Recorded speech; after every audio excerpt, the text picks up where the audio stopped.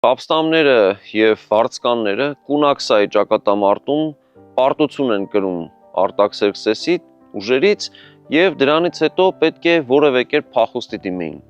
Փախուստի երկու ճանապարհ կար, մեկը դեպի Միջերկրական ծովի արևելյան ափ, որը ամբողջությամբ գտնվում էր Աքեմենյանների վերահսկողության տակ, և մյուսը դեպի Սև ծով, որի ճանապարհը Հայաստանի տարածքով։ Բանն այն է, որ Սև ծովի ափին կային հունական գաղութներ, և այստեղ Քսենոփոնը հույս ուներ ստանալ անհրաժեշտ պարենամթերք և իհարկե նաև ստանալ նավեր, որպեսզի հնարավոր լինի վերադարձը դեպի Հունաստան։ Բայց Հայաստանով անցնելը ևս վտանգավոր է և դա ունի որոշակի պատճառ։ Հայաստանը գտնվում էր Աքեմենյան տերության կազմում